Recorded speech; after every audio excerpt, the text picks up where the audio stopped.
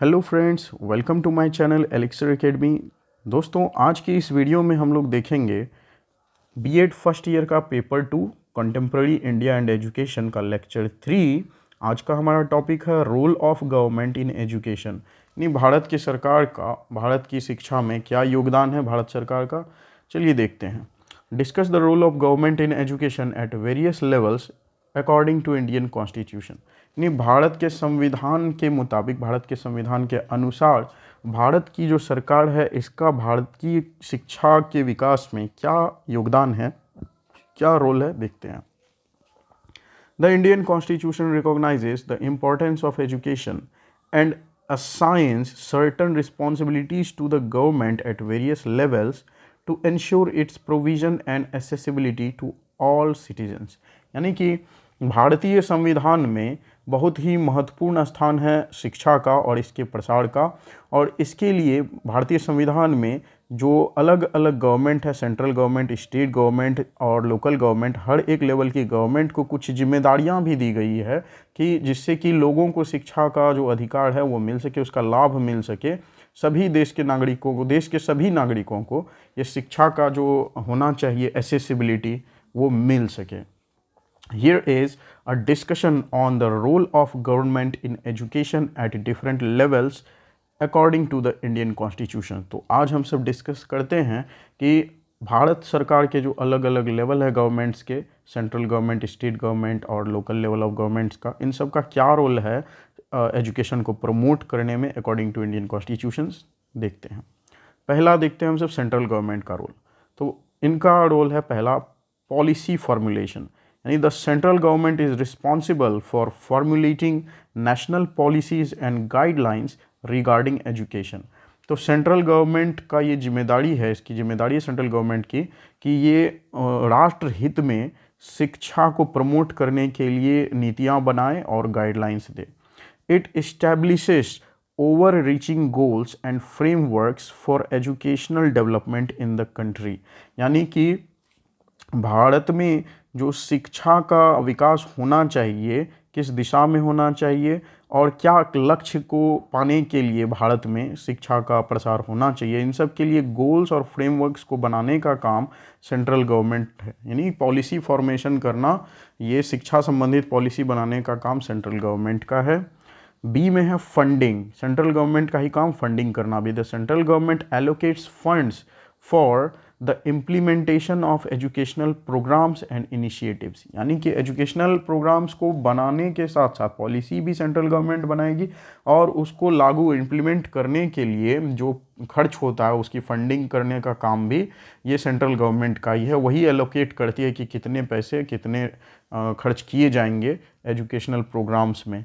It provides financial assistance to states and union territories for the development of education infrastructure, teacher training and other educational schemes। यानी कि central government ही fund allocate करता है, financial assistance देता है state government को भी और union territory के भी गवर्नमेंट को, ताकि उनके इलाके में जो एजुकेशन रिलेटेड इंफ्रास्ट्रक्चर है उसका विकास हो सके, टीचर ट्रेनिंग भी कराई जा सके और जो शिक्षा संबंधी बाकी जो स्कीम्स चलते हैं उन सब की भी फंडिंग करी जा सके स्टेट्स और यूनियन टेरिटरीज़ में। तो इसके लिए सेंट्रल गवर्नमेंट फंड एलोकेट करती है। स्टेट गवर्नमेंट का क्या रोल है आज देखते हैं फ्रेंड्स। इसमें एडमिनिस्ट्रेशन, तो state governments are primarily responsible for the administration and management of education within their respective states. तो स्टेट गवर्नमेंट का काम जो है, प्राइमरी काम है उसका मैनेजमेंट करना, एडमिनिस्ट्रेशन करना, कि किस तरह से उनके स्टेट में एजुकेशन अच्छे से वर्क हो पा रहा है कि नहीं, एजुकेशन पर लोगों को जो क्वालिटी एजुकेशन मिलनी चाहिए वो मिल पा रही है या नहीं मिल पा रही है। तो इसका एडमिनिस्ट्रेशन करने का जो हक है वो स्टेट गवर्नमेंट को दिया गया है। They're establish state level education departments and bodies to oversee the implementation of policies and programs। यानी कि जो सेंट्रल गवर्नमेंट ने जो प्रोग्राम बनाए हैं, जो पॉलिसीज़ बनाई हुई है एजुकेशन को प्रमोट करने के लिए देश भर में, और तो हर एक स्टेट को ये अधिकार है कि वो अपने स्टेट में स्टेट लेवल एजुकेशनल डिपार्टमेंट्स बनाए जाए, ऐसी कुछ डिपार्टमेंट बॉडीज़ बनाई जाए जो कि ओवरसी करे, जो देखे कि अच्छे से एजुकेशनल पॉलिसी का इम्प्लीमेंटेशन हो रहा है या नहीं हो रहा है उनके स्टेट्स में। तो एडमिनिस्ट्रेशन का ये पहला एक जिम्मेदारी है स्टेट गवर्नमेंट पर। दूसरा जो इनको मिला है काम वो है स्टेट गवर्नमेंट को करिकुलम डेवलपमेंट। तो state governments have the authority to develop state level curriculum frameworks, text books and syllabi based on national guidelines. यानी कि केंद्र सरकार ने जो गाइडलाइन दी है एजुकेशन को प्रमोट करने के लिए, तो हर एक स्टेट की स्टेट गवर्नमेंट को ये अथॉरिटी है कि वो अपने स्टेट में किस तरह से वो क्या पाठ्यक्रम बनाएंगे, कौन सी टेक्स्ट बुक चलाएंगे और सिलेबस में हर क्लास में क्या पढ़ने को देंगे, ये डिसाइड करने का हक स्टेट गवर्नमेंट को है अपने स्टेट में। They ensure that education aligns with the cultural, social and regional needs of the state। तो स्टेट गवर्नमेंट वो इंश्योर करते हैं, इस बात को सुनिश्चित करते हैं कि उनके स्टेट में जो एजुकेशन दिया जा रहा है वो उस स्टेट की कल्चर, उस स्टेट की सोसाइटी और जो उनकी लोकल नीड्स है, रीजनल नीड्स है, ज़रूरत है, उनसे जुड़ी हुई हो। ठीक, यानी कि जिस स्टेट के लोग जैसे हैं उस स्टेट के लोगों का जो कल्चर है, जो उनका सोशल वैल्यू है, वो सारी चीज़ें उनके एजुकेशन सिस्टम में रिफ्लेक्ट होनी चाहिए, उनके एजुकेशन सिस्टम का पार्ट होना चाहिए। इसके लिए जो करिकुलम होता है अलग अलग स्टेट्स में आप देखोगे तो थोड़ा अलग अलग होता है पाठ्यक्रम।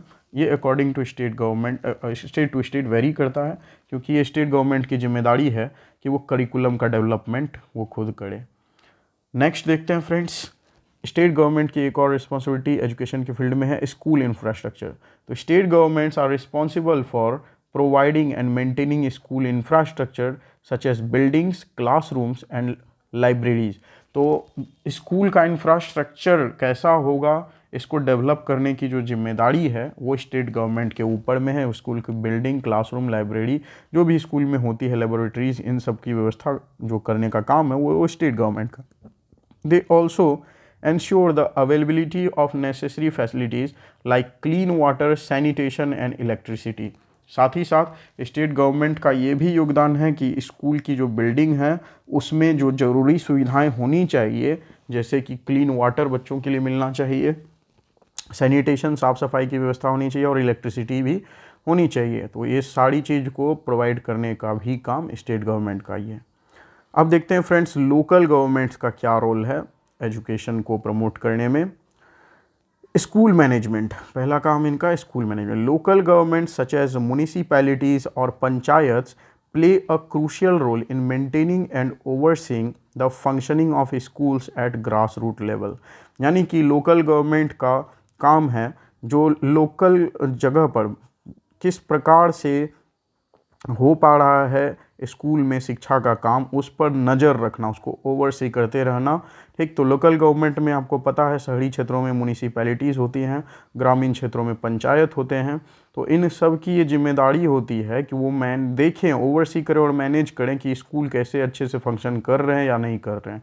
दे are responsible for the maintenance of schools and the appointment of teachers in local school. यानी कि उनका ये कर्तव्य बनता है, उनकी एक जिम्मेदारी है कि वो देखें स्कूल का मेंटेनेंस करें, अगर कुछ कमी है तो उसे पूरा करें, और साथ ही साथ जो स्कूल्स में जो टीचर्स अपॉइंट किए जाएंगे उनको अपॉइंट करने की भी जिम्मेदारी ये लोकल गवर्नमेंट के ऊपर ही है।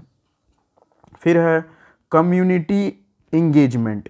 Local governments facilitate community participation in education by involving parents, local leaders and other stakeholders in decision making processes।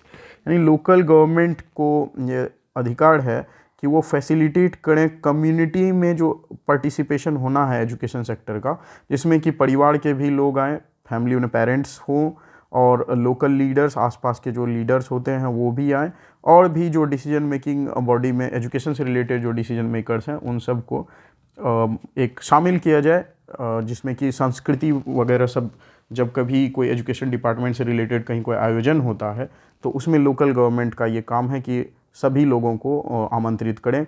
They encourage collaboration to address the specific educational needs of the local community. और ये local government का ही काम है कि वो लोगों को प्रोत्साहित करें कि सब लोग मिलजुल करके जो समस्याएं हैं एजुकेशनल डिपार्टमेंट में, जो ज़रूरतें हैं लोकल कम्युनिटी में, उसका डिस्कशन वो करें ताकि स्कूल लेवल पर और लोकल कम्युनिटी लेवल पर एजुकेशन का प्रसार अच्छे से हो सके। नेक्स्ट, अब देखते हैं हम सब fundamental right to education. The Indian constitution guarantees the right to education as a fundamental right for children between ages of 6 and 14। यानी कि भारतीय संविधान में इस बात की गारंटी दी गई है कि 6 साल से 14 साल के बच्चों को राइट टू एजुकेशन है, ये उनका फंडामेंटल राइट है, ये मौलिक अधिकार है 6 से 14 साल के बच्चों को कि उनको फ्री एंड कंपलसरी एजुकेशन मिलनी चाहिए। The government at all levels, यानी कि सेंट्रल गवर्नमेंट, स्टेट गवर्नमेंट और लोकल गवर्नमेंट, सभी तीनों लेवल पर जो गवर्नमेंट है, has the responsibility to ensure free and compulsory education for all children within this age group.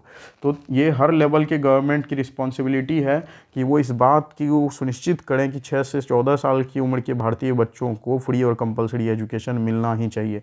This includes providing infrastructure, teachers and necessary resources to enable universal access to quality education. तो इसमें ये क्या शामिल है, 6 से 14 साल की उम्र के बच्चों को कंपलसरी एजुकेशन तो मिले, फ्री और कंपलसरी एजुकेशन, तो इसके लिए उनको प्रॉपर जो एजुकेशनल इंफ्रास्ट्रक्चर होनी चाहिए वो भी मिलने चाहिए, अच्छे टीचर्स भी उनकी व्यवस्था होनी चाहिए, और बाकी जो रिसोर्सेज होते हैं पढ़ाई के लिए, टेक्स्ट बुक वगैरह, इन सब की भी अच्छी क्वालिटी मिलनी चाहिए जिससे कि बच्चों को क्वालिटी एजुकेशन मिल सके 6 से 14 साल के बच्चों को।